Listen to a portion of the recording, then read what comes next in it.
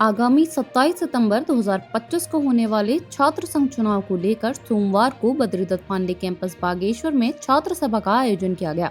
इस दौरान अध्यक्ष पद के तीनों प्रत्याशी मंच पर पहुंचे और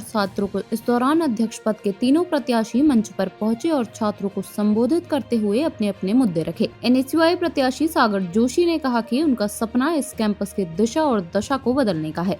एबीवीपी प्रत्याशी हरेंद्र दानू ने शिक्षकों की कमी और नियमित कक्षाओं को अपने अहम मुद्दे बताए। वहीं निर्दलीय प्रत्याशी पंकज कुमार ने छात्र छात्राओं के स्किल डेवलपमेंट पर जोर दिया। सभा के दौरान तीनों प्रत्याशियों के सैकड़ों समर्थक मौजूद रहे। कैंपस में भारी संख्या में जुटे छात्रों में खासा उत्साह देखने को मिला। अब सभी की निगाहें 27 सितंबर को होने वाले मतदान पर टिकी हुई हैं। हमारे मुद्दे, मैं सबसे पहले बात करूंगा मुद्दों की। देखिए, इस कैंपस में कहीं किसी भी प्रकार से इसे कैंपस तो बना दिया गया है, जो मैं बार बार मीडिया के माध्यम से भी कहता हूं कि इसे कैंपस तो बहुत पहले 2 साल पूर्व कागजों में बना दिया गया है, लेकिन ये कैंपस सिर्फ कागजों का कैंपस रह चुका है। आप देख सकते हैं कि इसकी स्थिति किस प्रकार से दयनीय हो चुकी है और इस कैंपस की जो निष्क्रियता को दिखाता है। मेरा प्रयास रहेगा, अगर जिस प्रकार से मुझे समर्थन यहाँ पर अपने छात्र छात्राओं का, मेरे समर्थकों का मिल रहा है, मुझे पूर्ण भरोसा है कि हम भारी बहुमत से यहाँ पर को जीतेंगे।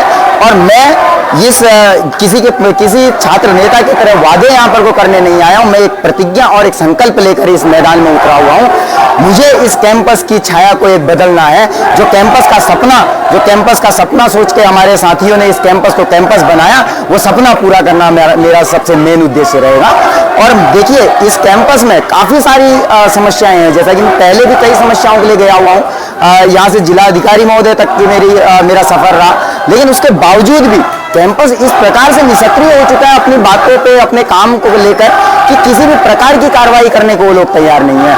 आज भी मैं इस मंच से मैंने कहा है, यदि पूर्ण छात्र बहुमत मुझे अपना वो देता है, समर्थन देता है और मेरी विजय होती है, तो जब तक ये सामने खड़ी बीएससी का जो भवन यहाँ पर को है, ये जब तक इस कैंपस प्रशासन के हैंड ओवर नहीं करेगा, मैं तब तक अपना छात्र संघ की शपथ यहाँ पर को लेने का काम नहीं करूंगा।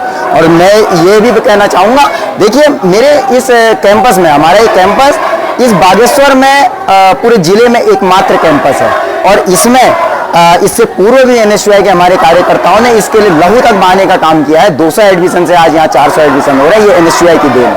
और एनएसयूआई के अथक प्रयासों से जब बात इस कैंपस में सिक्योरिटी गार्डों की आई, तो एक मांग हमने ये भी रखी थी, और जिसके फलस्वरूप आज आप देख सकते हैं इस कैंपस में सिक्योरिटी गार्ड 6 तैनात हैं। बात रही थी शिक्षकों की। मैं स्वयं 21 दिन धरने पे इस कॉलेज गेट पे बैठा था, जिस टाइम पर 2 वर्षों बाद उसके बाद इस कैंपस में शिक्षक आए थे।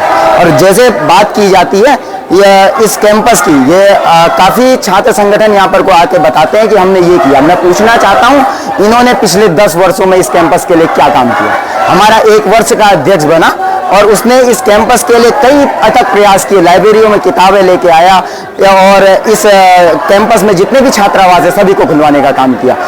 स्पष्ट आपको देखने को मिल रहा होगा कि छात्र शक्ति जो है कि विद्यार्थी परिषद की ओर, और हम जो है कि 27 तारीख को निश्चित विजय हासिल करेंगे, क्योंकि छात्र छात्राओं का जो हुजूम है और लगातार विद्यार्थी परिषद के संपर्क में मेरा 7 वर्षों का जो संघर्ष है, निश्चित 27 तारीख को ये तपस्या पूरी हो गई।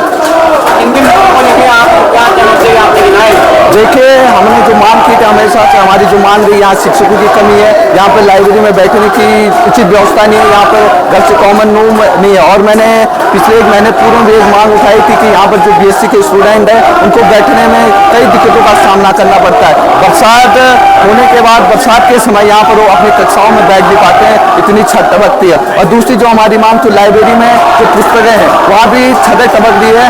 और जो चौथी हमारी मांग है कि यहाँ पर कॉलेज में अच्छी स्मार्ट रूम, क्योंकि स्मार्ट रूम 2-3 है यहाँ पर, हर कक्षाओं में स्मार्ट रूम हो और अपने छात्राओं को पढ़ने में परेशानी ना हो। आज गैदरिंग था और समस्त छात्रों ने इस प्रकार से मुझे प्यार दिया, मुझे साथ दिया। मैं जिंदगी भर छात्राओं का आभारी रहूँगा, क्योंकि जिस प्रकार से माहौल क्रिएट किया जा रहा था कि ये पंकज कुमार बैठ जाएगा या चुनाव नहीं लड़ेगा, बहुत सारे षड्यंत्र मेरे खिलाफ रचे गए, बहुत सारी चीज़ें मेरे विरुद्ध की गई, लेकिन ये पंकज कुमार अभी भी ना डरा था ना डरेगा, चुनाव लड़ेगा। और आप सभी से छात्राओं से भी निवेदन है और आज जिस प्रकार से छात्र छात्राओं का जो सम्मान प्यार साथ मिल रहा था, क्योंकि ये चुनाव संवेदनाओं का चुनाव बन चुका है।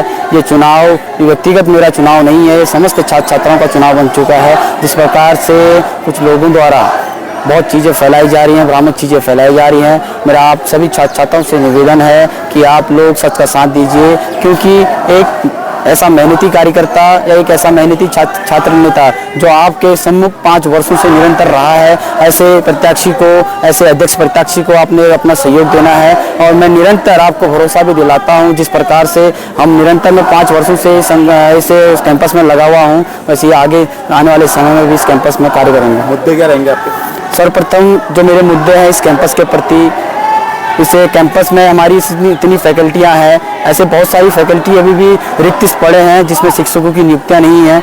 और अभी मैं देखता हूं हमारे इस खेल मैदान को, ये बास्केटबॉल का ग्राउंड है, और लेकिन इसके हाल ऐसे हो गए कि बरसात अगर 1 घंटा भी अगर बरसात आती है तो यहाँ पूरा नदी बन जाता है।